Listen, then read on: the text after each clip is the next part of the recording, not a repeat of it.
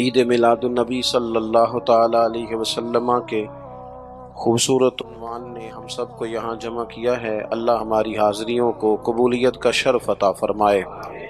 آپ لوگ ذرا اطمینان سے، سکون سے تشریف رکھیں، موبائل ضرور چلائیں پر بات میری سنیں۔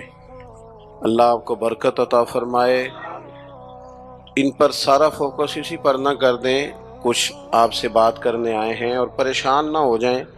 ایک دن صرف اگر آپ کی فوٹو نہ آئی تو انشاءاللہ کچھ بھی نہیں ہوتا۔ ایک دن بغیر فوٹو کے گزار بھی لینا چاہیے، کوئی حرج نہیں۔ یہ روحانی محافل ہے، روحانی، اس میں روحانیت لینی چاہیے، اللہ رسول کی رضا حاصل کرنی چاہیے۔ یہ بھی کافی ہو گیا جی، بس اس کو بھی رکھ لیں۔ اب پتہ چل گیا سب کو کہ ہم یہاں آ چکے ہیں، تو آپ مہربانی کریں اس کو بھی بند کریں۔ دو چار باتیں میں نے بڑی ضروری آپ سے کرنی ہے، جس کی ضرورت ہے۔ عزیز دوستو، کچھ چیزیں ایسی ہوتی ہیں جن کے کچھ خاص مقاصد ہوتے ہیں، اور اصل مقصد اگر پورا نہ ہو تو اس کے ضمن میں سارے کام بھی ہوتے رہیں تو وہ فائدہ مند نہیں ہوتے۔ آپ اپنے بچے کو کسی دینی مذہبی ادارے میں یا کسی کالج یونیورسٹی میں داخل کرا دیں، وہ ہاسٹل والے بہترین کھانا پہنچائیں، اسے زبردست اچھے برتنوں میں صرف کریں اور بہترین رہائش دیں اور پک اینڈ ڈراپ کی زبردست سہولیات دیں، سارے کام کریں، بس بچے کو پڑھائیں نہ، تو آپ بچے کو وہاں رہنے دیں گے؟ آپ لینے جائیں گے، ان سے کہیں گے بچہ واپس کر دو، تو وہ کہیں گے جناب ہم تو اتنا اچھا کھانا کھلاتے ہیں، ہم تو سونے کے لیے اتنا اچھا بندوبست کر کے دیتے ہیں، پک اینڈ ڈراپ کی سہولت ہے، تو آپ کہیں گے روٹی گھر بھی کھا لے گا، سونے کے لیے اچھا بستر ہم بھی دے دیں گے۔ ہم نے تو اس لیے بھیجا تھا کہ یہ یہاں تعلیم حاصل کرے، اگر پڑھنا نہیں تو پھر یہاں رہنے کا کوئی فائدہ بھی۔ بات کی سمجھ آ رہی ہے آپ حضرات کو؟ میرے عزیزو، اللہ تعالیٰ نے نبی کریم علیہ السلام کو دنیا میں بھیجا ہے، ہم نے کھل کے حضور کا میلاد منانا ہے، کھل کے حضور کی نعتیں پڑھنی ہے، کھل کے ذکر پاک کرنا ہے، حضور سے پیار کرنا ہے تو والہانہ کرنا ہے۔ لیکن ہم نے ایک بات کو اچھی طرح سمجھنا ہے کہ حضور کے آنے کے کچھ مقاصد بھی ہیں۔ آپ سارے کام والہانہ کریں، بڑی اچھی بات ہے، لیکن اگر اس مقصد مبارکہ کو نہیں سمجھتے جس کے لیے حضور تشریف لائے تو پھر اصل کام رہ جائے گا۔ اصل کام سب سے پہلے تو یہ سمجھ لیں کہ اللہ تعالیٰ نے قرآن مجید میں ایک مقام پہ یہ فرمایا ہے کہ میں نے محبوب کو بھیجا ہے وَدَاعِيًا إِلَى اللَّهِ، اللہ کی طرف دعوت دینے والا بنا کر، بِإِذْنِهِ، اس کے حکم کے ساتھ، وَسِرَاجًا مُنِيرًا، اور چمکتا ہوا آفتاب بنا کے بھیجا۔ اللہ کے پیارے رسول صلی اللہ تعالی علیہ وسلم نے ہمیں بتایا ہے کہ خالق بھی اللہ ہے، مالک بھی اللہ ہے، رازق بھی، تو پھر عبادت کے لائق بھی اللہ ہی ہے۔ سجدہ سوائے اللہ کے کسی کے لیے جائز۔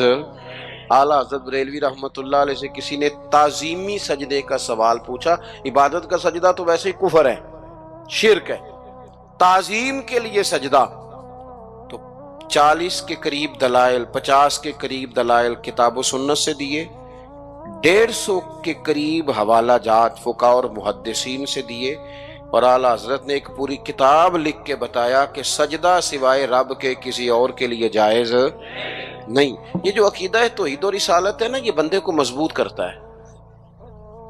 قرآن مجید کی جتنی مکی صورتیں ہیں وہ عقیدے کی پختگی کی بات کرتی ہیں۔ پختہ عقیدہ ہو ہمارا، پختہ، جب ہمارا ذہن ہوگا نا رزق اللہ نے دینا ہے، پھر کوئی ناجائز ذریعہ نہیں اختیار کریں گے۔ جب ہمارا ذہن بن جائے گا نا کہ مالک اللہ تعالیٰ ہے، عزتیں ذلتیں یہ مشیت الہی کا تقاضا ہوتی ہیں، پھر ہم کوئی غلط سیاست نہیں کریں گے، کوئی چور رستہ نہیں تلاش کریں گے آگے جانے کا۔ جب ہم عقیدہ توحید و رسالت والے ہوں گے تو پھر کچی پکی باتیں نہیں کریں گے، پھر توکل مضبوط ہوگا، اللہ کی ذات پر بھروسہ مضبوط ہوگا، پھر ہم اپنے رب کی جانب توجہ رکھیں گے۔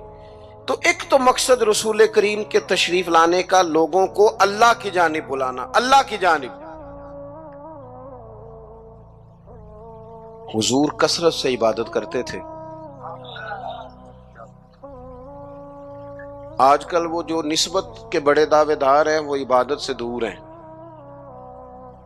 آپ کیمروں کے سامنے بٹھا لیں، میرے جیسے آدمی کو بھی گھنٹوں بٹھا لیں، لیکن کچھ مصلی پہ بھی چلو گھنٹوں نہ صحیح تو کوئی آدھا گھنٹہ ہی بیٹھ جائے۔ نبی پاک علیہ الصلوۃ والسلام نا میرے عزیز، نماز فرض ہونے سے پہلے بھی کئی دن جا کے غار حرا میں عبادت کرتے تھے۔ یہ جو لوگ کہتے ہیں نا کہ سارا کچھ ہونے کے باوجود میں پریشان ہوں، تو ان کی روح عبادت مانگتی ہے، ان کا دل عبادت مانگتا ہے، ان کی پیشانیاں سجدوں کو تڑپتی ہیں۔ وہ جب تک اپنے آپ کو مصلی سے وابستہ نہیں کرتے سکون نہیں پا سکتے، کیونکہ کچھ ضروریات وجود کی ہیں، کھانا پینا سونا، کچھ ضروریات روح کی ہیں، اور جب تک ہم اپنے روحانی معاملات کو نہیں دیکھتے تب تک ہماری وہ سکون والی کیفیت نہیں ہوتی۔ تو ایک تو نبی کریم علیہ السلام نے ہمیں اسباق دیے ہیں کہ عبادت، ذکر، تلاوت، اس پر ہم خاص توجہ کریں۔ میں دیکھتا ہوں آج کل ہمارے ہاں اس بات کا چلن کم ہے۔ مثلا مجھے دعوت دینے والے دوستوں کی پیار سے محبت سے ایک بڑی تعداد ہے، آپ آ جائیں، بلکہ جس جگہ گئے ہوتے ہیں نا وہاں بھی کوئی 18-20 لوگ مل جاتے ہیں نئی دعوت دینے والے۔ میں اکثر کہتا ہوں یار جو پچھلے سال تقریر کر کے گیا تھا اس پہ عمل کر لیا سب نے؟ اللہ تعالیٰ کا فضل ہے یہ میرا روزگار نہیں کہ میں نے دوپہر کو بھی پیسے لینے ہیں تو شام کو بھی لینے ہیں، تو مجھے ذرا زیادہ جلسے مل جائیں گے تو دیہڑی اچھی ہو جائے گی۔ اللہ نے اس سے بے نیاز رکھا ہے۔ سوال یہ ہے کہ تقریروں کا، وعظوں کا، جلسوں کا مقصود بھی تو کچھ ہونا چاہیے نا۔ کیا مقصد ہے؟ روز 2 گھنٹے تقریر سنو اور عمل کب کرنا ہے؟ دین کو عملاً، دین اسلام اس لیے نہیں آیا کہ اس پہ کھل کے مقالے لکھے جائیں، اس پر کھل کے تقریریں کی جائیں، ایک کریں یہ کام بھی ضرورت کے لیے، حرج نہیں، لیکن یہ تو عملی نفاذ کے لیے آیا ہے نا۔ تو عملاً دین کی طرف رغبت کریں۔ میلاد شریف کے موقع پر ہمیں زیادہ جوش دکھانا چاہیے دین پہ عمل کرنے کا، اس لیے کہ حضور سید عالم علیہ الصلوۃ والسلام کی بعثت مبارکہ کے مقاصد بھی تو اجاگر ہو کے سامنے ہوتے ہیں کہ نہیں۔ دوسرا مقام قرآن مجید میں اللہ فرماتے ہیں وَمَا أَرْسَلْنَا مِن رَّسُولٍ إِلَّا لِيُطَاعَ بِإِذْنِ اللَّهِ۔ دنیا میں ہم نے جتنے بھی رسول بھیجے وہ اس لیے بھیجے کہ ان کی اطاعت کی جائے۔ رسول دنیا میں اس لیے آتے ہیں کہ ان کے پیچھے چلا جائے، نقش قدم ان کا اپنایا جائے، ان کے رستوں کا بندہ مسافر بنے۔ رسول اطاعت کے لیے آتے ہیں، ان کی فرما برداری کی جائے۔ میں آپ سے عرض کروں گا کہ یہ محبتیں بڑی ضروری ہیں، یہ محبتیں ہوں گی تو عمل کا جذبہ پیدا ہوگا، لیکن ایک دوسرا پہلو بھی یاد رکھیے گا، رسول پاک آئے ہیں فرما برداری کے لیے۔ اگر فرما برداری نہیں کرتے، بات ہی نہیں مانتے، آپ جس سے بھی دعوی محبت کرتے ہیں وہ دلیل مانگتا ہے، تو حضور سے دعوی محبت ہے تو اس کی عملی صورتیں بھی تو ہونی چاہیے نا۔ ہر پیغمبر اس لیے آئے کہ ان کی فرما برداری کی جائے، اطاعت کی جائے، اور اگر کوئی میرے نبی پاک کی فرما برداری کرے پھر تو اس کا انداز ہی نرالا ہے۔ قُلْ إِن كُنتُمْ تُحِبُّونَ اللَّهَ فَاتَّبِعُونِي يُحْبِبْكُمُ اللَّهُ، فرمایا محبوب ان سے فرما دیں اگر رب سے محبت کرنا چاہتے ہیں تو آپ کی غلامی کریں، ملے گا کیا؟ اللہ خود ان سے محبت فرمائے گا، خود ان سے محبت۔ صحابہ کرام کے اندر نا حضور سے پیار کا جذبہ بھی والہانہ تھا، والہانہ۔ نبی کریم، وہ آج کل کچھ لوگوں کو یہ بھی غلط فہمی ہوتی ہے نا جی مروج دکھائیں، اس کا حکم ہے، حکم ہے، یہ بھائی نہیں آپ یہ بتائیں۔ تو میں کہتا ہوں حضور نے حکم دیا تھا کسی صحابی کو کہ میں کلی کروں تو میرے منہ سے نکلا پانی چہرے پہ مل لینا؟ حکمن کہا تھا کسی کو کہ میرے ناک سے بلغم نکلے تو چہرے پہ مل لینے؟ کہا تھا، لیکن وہ ملتے تھے کہ نہیں ملتے تھے؟ والہانہ پن تھا، حضور کے ساتھ پیار تھا، والہانہ شوق تھا لیکن جس طرح پیار والہانہ کرتے تھے نا، والہانہ، اس طرح بات بھی والہانہ ہی مانتے تھے. بات بھی، پیار ہم بھی والہانہ کرتے ہیں. ہمارے ہاں کہتے ہیں نعرہ لگاؤ، پھر زور سے لگاؤ، پھر دونوں ہاتھ کھڑے کر کے لگاؤ، پھر جناب اس طرح کر کے لگاؤ. یہ ساری باتیں ٹھیک ہیں، یہ والہانہ پن ہے، اچھی بات ہے، لیکن یہ بھی تو بتائیں کہ حضور کی بات بھی والہانہ مانتے ہیں. ہمارے ہاں لیت و لاللہ ہے، گنجائش ہے، دیکھ لیں گے، کر لیں گے، شریعت کی رخصت پر عمل ہے. یہاں گنجائش مل گئی تو لے لو، یہاں مل گئی تو لے لو. صحابہ تو بات بھی والہانہ مانتے تھے. حضور جمعے کا خطبہ دے رہے ہیں، ایک شخص اٹھ کے کھڑے ہو گئے، اللہ کے محبوب نے فرمایا بیٹھ جاؤ. ایک صحابی اس کونے میں تھے ابھی مسجد کے قریب، ان کے کان میں آواز گئی بیٹھ جاؤ، وہ وہیں بیٹھ گئے. ایک اس کونے میں تھے. ہمیں واضح احکامات دین کے مل جائیں تو اس میں بھی گنجائش ڈھونڈتے. اس کونے میں تھے، کانوں میں آواز گئی بیٹھ جاؤ تو وہ وہیں بیٹھ گئے. اس کونے میں تھے ایک، ان کے کان میں آواز گئی وہیں بیٹھ گئے. اللہ کرے کہ آپ موبائل تھوڑے کم چلائیں اور میری بات زیادہ سنیں. دعا کیے آمین تو کہہ دیں نا. چلو دعا میں تو شامل ہو جائیں نا. اللہ تعالیٰ دعائیں تو کرنی چاہیے نا. اللہ قبول فرماتا ہے اپنے بندوں کی دعا.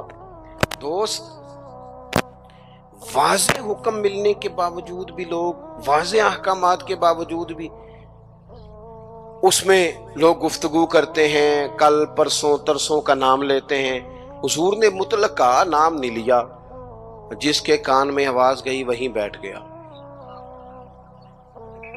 یہ وہ نظارے ہیں جو زمین نے دیکھے ہیں، آسمان نے دیکھے ہیں. اتنی وارفتگی حکم ماننے میں، اتنی وارفتگی. بیٹھ گئے. تکمیل جمعہ پر محبوب نے فرمایا آپ کہاں تھے؟ یا رسول اللہ صلی اللہ تعالی علیہ وسلم، وہ آپ کا حکم آیا تو میں اسی کونے میں بیٹھ گیا تھا.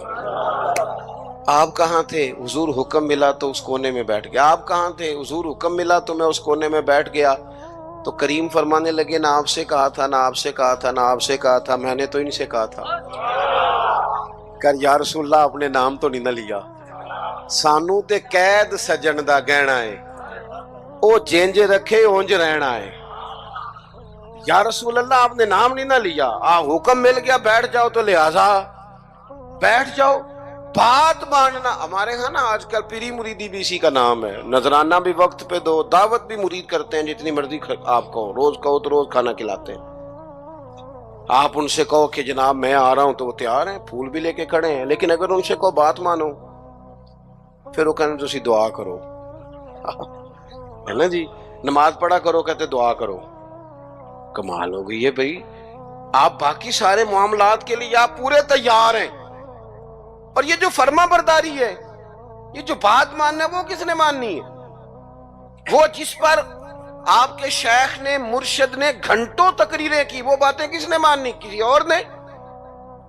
کیا مانا ہے اس بات کا؟ کوئی گورکھ دھندا ہے کہ آپ نعرے لگائیں، دعوی محبت کریں، اور جو ان کا اصل کام ہے؟ دیکھو، وفادار وہ ہوتا ہے جو مشن کا ساتھی ہو. جو مشن کا ساتھی نہ ہو وہ ٹھیک ہے. پھر میرے ایک سنگی ہیں، مجھے ایک دن بڑی محبت سے کہنے لگے کہ جناب کھانا نہیں کھاتے آپ ہمارے گھر، کھانا ضرور کھائیں، ایک دن ضرور آ جائیں. میں انہوں آکھے یار توں آنا میرے نال رل کے 4 دن کو دین دا کام کرا. کہنے لگا نہیں وہ ٹھیک ہے کھانا. میں کہ کھانا تو یار ہر ہوٹل تو لب جاندہ ہے، وہ تو چلو اللہ توفیق دیتا ہے، کوئی زیادہ اچھا کھا لیتا ہے، کوئی تھوڑا سادہ کھا لیتا ہے. روٹی تو جس کو اللہ تعالیٰ نے صحت دی ہے اسے روٹی مشن حسن ہے، ڈیوٹیاں ذمہ داریاں اصل ہیں.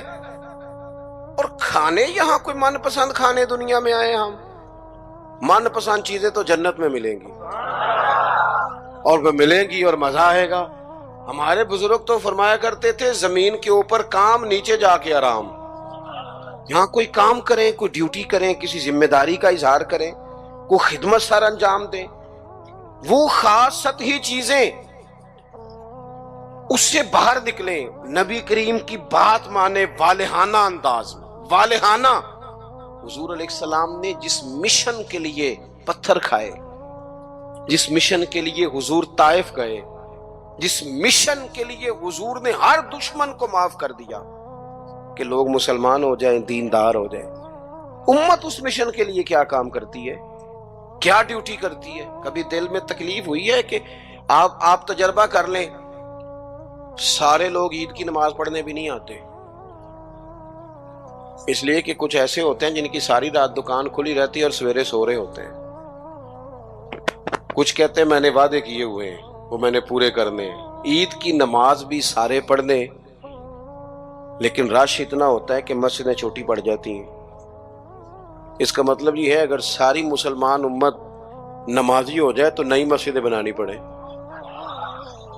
لیکن آپ باقی سارے کام کرا لیں شوق سے کر دیں گے۔ بھائی سجدے کا بھی ذوق پیدا کرو، حضور کی فرما برداری اصل ہے۔ تیسرا مقام قرآن پاک کا، قرآن مجید نے کہا کما ارسلنا فیکم رسولا منکم یتلو علیکم آیاتنا، جیسا کہ ہم نے تمہیں میں سے تمہیں ایک رسول دیے ہیں جو تم پر ہماری آیتیں پڑھیں گے، وَيُزَكِّيكُمْ، اور تمہارا تزکیہ کر دیں گے، تمہیں پاک صاف کر دیں گے۔ نبی پاک کی تعلیمات یہ ہیں کہ تو ظاہری طور پر بھی بڑا صاف ستھرا ہو۔ حضور نفاست کو پسند کرتے، صفائی کو محبوب رکھتے، خوشبو کا استعمال کرتے، مسواک کو محبت سے استعمال کرتے، ظاہری صفائی بھی۔ اور ترمذی میں موجود ہے، حضور نے فرمایا اے انس بن مالک میرے بیٹے، ہو سکے تو صبح اس حال میں کرنا کہ تمہارے سینے میں کسی کا بغض نہ ہو۔ فرمایا یہ میری سنت ہے، اور جس نے میری سنت سے محبت کی اسی نے مجھ سے محبت کی۔ نرے دانت صاف کرنا ہی سنت نہیں، دل صاف کرنا بھی سنت ہے، باطن بھی صاف ہونا چاہیے، انسان کے اندر سے ساری بیماریاں نکل جائیں۔ عزیز دوست، تزکیہ ہو، حسد سے خالی ہو سینہ، بغض سے خالی ہو۔ یہ جو روحوں پر بوجھ ہوتا ہے یہ حسد کا ہوتا ہے، یہ باطن پر دھبا ہوتا ہے یہ عداوت کا ہوتا ہے۔ یہ کچھ چیزیں جو ہمیں بالکل بے قرار کر دیتی ہیں یہ تکبر کا روگ ہوتا ہے، یہ عجب خود پسندی، یہ اندر انسان کے جوار بھاٹا پیدا کر دیتی ہے۔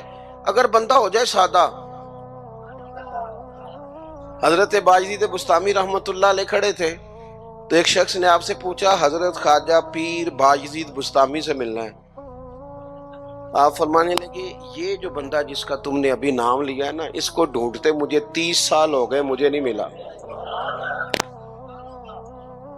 30 سال یہاں بیچارے نقیب ان کی کلاس لگ جاتی ہے اگر وہ لقب تھوڑے بیان کریں تو، لسٹوں میں لکھ کے دیے جاتے ہیں، یہ نام نہیں لیا، یہ نام نہیں لیا، فلانے چودھری کا نام رہ گیا، فلانے کا رہ گیا، فلانے کا۔ وہ چھوڑ دیں بھائی، یہ تو حضور کی تعریف کی محفل ہے، اس میں باقیوں کی تعریفیں کدھر سے آ گئی، کدھر سے آ گئی؟ یہ تو نبی پاک علیہ الصلوۃ والسلام کے ذکر پاک کی مجلس ہے۔ دوستو آپ غور کریں گے اور چیزوں کو سمجھیں گے۔ خواجہ باجزید بستامی سے اس نے کہا میں نے ملنا ہے، فرمانے لگے 30 سال سے ڈھونڈ رہا ہوں، ملا نہیں۔ وہ سائڈ پہ جا کے ایک بندے سے کہنے لگا میں نے حضرت خواجہ پیر شیخ باجزید بستامی سے ملنا ہے۔ کہنے لگے ابھی تو وہاں کھڑے تھے تمہارے پاس۔ کہنے لگا میں نے تو پوچھا ہے۔ کہنے لگی اصل میں یہ جو تم نے لائن لگائی ہے نا القابات کی، یہ وہ مانتے نہیں اپنے آپ کو، نہ حضرت نہ خواجہ نہ پیر نہ صوفی، وہ تو نیرا باجزید کہتے ہیں، اور اس میں بھی کئی دفعہ روتے ہیں رب کی بارگاہ میں۔ تو یہ جو القابات تم نے لگائے ہیں نا، ہمارا تو جناب بڑا عجیب منظر ہے۔ تو تزکیہ کے لیے حضور آئے، پھر فرمایا وَيُعَلِّمُكُمُ الْكِتَابَ وَالْحِکْمَةَ، حضور تمہیں کتاب سکھائیں گے، حکمت سکھائیں گے۔ حضور قرآن سکھانے آئے، نبی کریم کیا سکھانے آئے؟ آپ بنے انجینئر شوق سے، آپ لیکچرار بنے شوق سے بنے، لیکن ساتھ قرآن پاک کے قاری بھی تو بنے نا، قرآن پاک کو سمجھنے والے بھی تو بنے نا۔ جس بندے کو اتنی کہانیاں آتی ہیں، جسے اپنے شجرے آتے ہیں، جسے اپنی برادری کی شان آتی ہے، اسے قرآن کی آیتیں کیوں نہیں آتی؟ جسے ساری پنچایت میں ساری بات سنانی آتی ہے، اسے قرآن مجید بھی آ سکتا ہے۔ شرط یہ ہے کہ وہ آگے بڑھے، قرآن پاک کو سیکھے۔ ہم نا کچھ کام ہم نے بچوں کے ذمہ، میرے پاس ایک صاحب بچہ لے کے آگے کہنے لگے دعا کریں یہ پڑھ جائے، تو میں نے کہا آپ بھی کو 100 سال کے نہیں ہو گئے، میں دعا کرتا ہوں آپ دونوں ہی پڑھ جائیں، آپ بھی تو پڑھ ہی سکتے ہیں نا، آپ بھی تو توجہ کریں نا۔ ہم نا جناب وہ بعض لوگوں کا عجیب زاویہ نگاہ بن جاتا ہے، او بھائی آپ بھی پڑھ سکتے ہیں، آپ کیوں نہیں پڑھ رہے؟ او جی میری اب زبان موٹی ہو گئی ہے، تو میں نے کہا یہ کل آیا ہے واٹس ایپ سب نے سیکھ لیا ہے، یہ کل آیا، ای میل کرنا بھی آ گیا لوگوں کو اور کمنٹس دیکھنا بھی آ گیا، اور بڑے بڑے لوگ جن کو نہیں بھی توجہ جن کی ہونی چاہیے تھی ان کی بھی توجہ، یعنی میں تھوڑا مصروف زیادہ رہتا ہوں اور اب تو کچھ طبیعت بھی ٹھیک نہیں رہتی، دعا فرمائے اللہ تعالیٰ کچھ کام لے لے۔ وہ کوئی دوست پوچھتا ہے کہ آج کل کیا کر رہے ہیں، تو میں کہنا کچھ بھی نہیں، بس ہڈیاں آنیاں جانیاں دیکھو، ادھر آ رہے ہیں اور ادھر جا رہے ہیں، میں یہی کام کر رہے ہیں، اس کے باوجود لوگ ناراض ہیں۔ یعنی مسئلے دو ہی تھے، عمر بھر حل نہ ہوئے، ایک نیند پوری نہ ہوئی اور دوسرا خواب مکمل نہ ہوئے۔ سوچتے ہی رہتے ہیں کبھی 6 گھنٹے اکٹھے ملے تو سوئیں گے، لیکن کوئی کام خاص جس طرح کرنا چاہیے مرتب کر کے وہ ہم سے ہوتا نہیں۔ اللہ توفیق دے تو ہو جائے، لیکن میں ایک چیز محسوس کرتا ہوں شدت کے ساتھ، بڑی شدت کے ساتھ، کہ کچھ ایسی چیزوں کو لوگوں نے اوڑھ لیا ہے۔ مجھے زیادہ وقت نہیں ملتا تو کئی دوست پوچھ لیتے ہیں، بلکہ شاید ہر ہفتے ہی کوئی پوچھ لیتا ہے آپ سٹیٹس کہاں پہ لگاتے ہیں؟ میں کہ یار میں نے لانا نہیں آؤں، لیکن وہ بس ایک ذہن بن گیا نا، اور ایسے لوگ جن کے بارے میں امید تھی کہ یہ سٹیٹس والے نہیں، یہ تسبیح والے ہیں، یہ اللہ اللہ کریں گے، ان کے ہاتھوں میں بھی موبائل نظر آتا ہے، اور جو بھی چیز ہاتھ میں ہو وہ چلنے لگتی ہے۔ موبائل ہاتھ میں ہوگا تو چلے گا، اور اگر تسبیح ہوگی تو وہ بھی انشاءاللہ چلے گی۔ چلیں، اس کی بھی ضرورت ہے، کہیں تو چلائیں، لیکن باقی تسبیح بھی تو لینا ہاتھ میں، کچھ وقت اسے بھی تو دینا۔ تو میرے عزیز قرآن مجید کو سیکھیں، اور پھر فرمایا والحکمہ، حضور تمہیں دانائی سکھانے آئے۔ نبی پاک نے ہمیں باشعور کیا ہے۔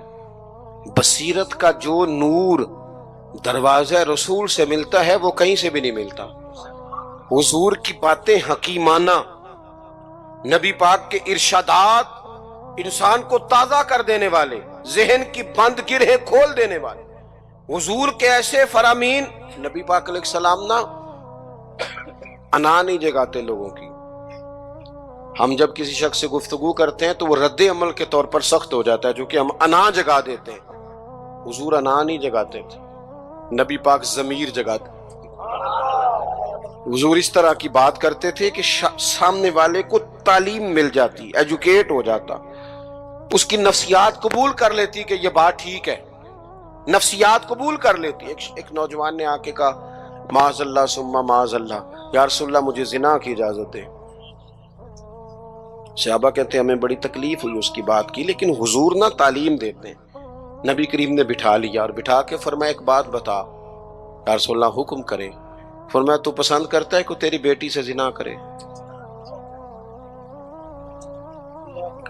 اس کی آنکھیں کھل گئیں، یہ کیسے ہو سکتا ہے؟ فرمایا تیری بہن سے، ماں سے، خالہ سے، پھپھو سے، جو رشتے قریبی ہیں حضور نے گنوائے، تو اس کی آنکھیں لال ہو گئیں غصے سے۔ یا رسول اللہ میں نام بھی نہیں لینے دیتا۔ اب حضور نے اس کے ذہن پر دستک دی۔ معاشرے میں جب آپ کسی چیز کو خریدنے نکلتے ہیں تو آپ پھر دکان بھی تو ڈھونڈتے ہیں نا کہاں سے لینی ہے، تو جس چیز کو آپ خریدنے جائیں گے یقیناً اس کی مارکیٹ بھی تو ہونی چاہیے نا، کہیں سے ملے گی وہ۔ تو نبی پاک صلی اللہ تعالی علیہ وسلم اس ذہنی سطح پر لائے اپنی حکمت کے ساتھ۔ حضور فرمانے لگے تو نہیں اجازت دیتا، اور ہونا بھی نہیں چاہیے ایسا، لیکن جس سے تو بدکاری کی اجازت مانگ رہا ہے وہ بھی تو کسی کی بیٹی ہوگی نا، وہ بھی تو کسی کی بہن ہوگی۔ کیوں نہیں سوچتے اس بات کو ہم کہ معاشرے میں جب آگ لگتی ہے پھر کسی کا گھر بھی محفوظ نہیں رہتا۔ تو جب بے حیائی کا چلن عام ہوتا ہے، ایک میرے دوست ہیں، ان کا بیٹا پسند کی شادی کرنا چاہتا تھا تو وہ لے آئے، کہنے لگے اسے سمجھائیں میرے لیے مشکل ہو جائے گی۔ تو میں نے ان سے بات ابھی شروع بھی نہیں کی تو مناظرے پہ اتر آیا بچہ، کہنے لگا مولانا صاحب بتائیں جائز نہیں؟ کوئی اپنی رائے نہیں دے سکتا پسند کی شادی؟ میں نے کہا پتر تو میرے ساتھ اکیلے میں آ، تجھے سمجھاتا ہوں۔ کہنے لگا جی نہیں آپ بتائیں جائز نہیں؟ میں نے کہا بیٹا تیرے لیے بھی جائز ہے، جس طرح تیرے لیے جائز ہے نا، اسی طرح خاندان کی اگر کوئی بیٹی کہے میں نے پسند کی کرنی ہے تو اس کے لیے بھی جائز ہے۔ اب اس کی گردن جھک گئی، اب چپ کر گیا۔ میں نے کہا جو رواج آپ گھر میں ڈال رہے ہیں اس کا مطلب یہ تو نہیں نا کہ بیٹیوں کو پتہ نہیں چل رہا آپ کیا کر رہے ہیں، تو جو چلن آپ پیدا کر رہے ہیں یہ عام تو ہوگا۔ تو اگر بیٹی کل کو کچھ اٹھ کے مطالبہ کرے، وہ کہے کہ جس فلسفے سے اس کی بات مانی جا سکتی ہے میری بھی مانی جا سکتی ہے، پھر آپ کا کیا خیال ہے؟ تو بعض اوقات اللہ توفیق دیتا ہے، کسی کی سمجھ میں بات آ جاتی ہے، اس کی سمجھ میں آ گئی۔ اور میرے بھائی جب کچھ چیزوں کا چلن عام کرو گے نا، علاقے چھوڑ کے چلے گئے ہیں بہت سارے باپ، بستیاں چھوڑ دی لوگوں نے، صدیوں سے جہاں خاندان آباد تھے چھوڑ دیے۔ کیوں؟ اس لیے کہ بیٹی نے مرضی کی شادی کر لی۔ غلطی کسی کی غلطی کا کوئی بوجھ نہیں اٹھائے گا، یہ غلطی ماں باپ کی نہیں ہے۔ نافرمان ہونے لگے تو حضرت نوح کا بیٹا بھی ہو جاتا ہے، لیکن لوگ اس نگاہ سے دیکھتے ہیں کہ جینا مشکل کر دیتے ہیں، لیکن جب برائیوں کا چلن عام ہوتا ہے پھر وہ سب کو اپنی لپیٹ میں لیتی ہیں۔ تو حضور اس حکمت سے دین سکھاتے، ہم وہ دانائی نہیں استعمال کرتے، وہ بصیرت نہیں، بس جذباتی فیصلے، جذباتی باتیں، جذباتی گفتگو۔ اپنی زندگی میں دانائی، بصیرت۔ حضور نے تو بعد فیصلے یہ حدیبیہ کے موقع پر کتنے مشکل میں تھے صحابہ، ایک ایسا سخت فیصلہ کر دیا ہے کہ اگر کوئی وہاں سے مسلمان آئے گا تو مدینے والے رکھیں گے نہیں، اور مدینے سے جائے گا تو وہ رکھ لیں گے مکے والے، وہ واپس نہیں کریں گے، ہم رکھ نہیں سکتے۔ صحابہ کہتے ہیں وقتاً تو ہم پریشان تھے، پر حضور کی حکمت کے قربان جائیں، یہی شرط وجہ بنی مسلمانوں کی فتح کی۔ اس لیے کہ جن کو وہ وہاں سے نکلنا پڑتا تھا مکے سے، حضور رکھتے نہیں تھے، معاہدہ تھا، وہ پھر مجاہدوں کا الگ جتھا تیار ہو گیا۔ حضرت ابو بصیر رضی اللہ تعالیٰ عنہ، حضرت ابو جندل، ایک نئی جماعت مجاہدین، رستوں سے گزرنا کافروں کا مشکل ہو گیا۔ اور کچھ ایسے تھے جو مکے نہ رہ سکے، مدینہ نہ رہ سکے، تیسری جگہ جا کے ڈیرا لگایا، سارے کا سارا شہر ہی مسلمان کر دیا۔ زندگی میں کچھ چیزیں بصیرت سے کریں۔ ہمارے ہاں فیصلہ کس کے حق میں ہوتا ہے بھلا؟ جو پہلے آ جائے۔ اور میں کہتا ہوں آپ بیوی کی بات ضرور سنیں، لیکن اس کی سننے کے بعد جس کے بارے میں وہ بات کر رہی ہے پھر اس کی بھی سنیں۔ آپ اماں کی بات ضرور سنیں، توجہ سے سنیں، لیکن فوراً جذباتی نہ ہو۔ پھر اس کے بعد اماں نے جس کے خلاف بات کی اس کی بھی سنیں۔ دو طرفہ بات سن کے کہ کس طرح کے منصف ہیں زمانے میں، ایک بات سنتے ہیں اور اسی طرف ہو جاتے ہیں دانائی سے۔ اور آخر میں فرمایا وَيُعَلِّمُكُم مَّا لَمْ تَكُونُوا تَعْلَمُونَ، جو تم نہیں جانتے تھے وہ سارا میرے رسول تمہیں سکھاتے ہیں۔ نبی کریم نے نا اپنی امت کو تعلیم کے ہر پہلو سے آگاہ کیا، ہر پہلو سے۔ ہمارے پاس ذخیرہ ہے احادیث کا، اور قربان جائیں کچھ باتیں ایسی ہوتی ہیں جو بندہ کبھی پڑھ لینا تو لطف دے دیتی ہیں، لطف۔ مجھ سے ایک دفعہ ایک دانشور نے پوچھا کہ جناب کوئی ایک بات جس پہ زندگی گزاری جا سکے، ایک نوجوان تھے۔ میں نے ان سے کہا کہ میرا تو خیال ہے اس ایک حدیث پر پورا ملک سنوارا جا سکتا ہے، ایک پر، اور آتی بھی ہے ہم سب کو، شرط عمل کرنا ہے۔ حضور نے فرمایا مومن وہ ہے جو اپنے لیے پسند کرے وہی بھائی کے لیے پسند کرے۔ لو اس حدیث پہ عمل کر لو۔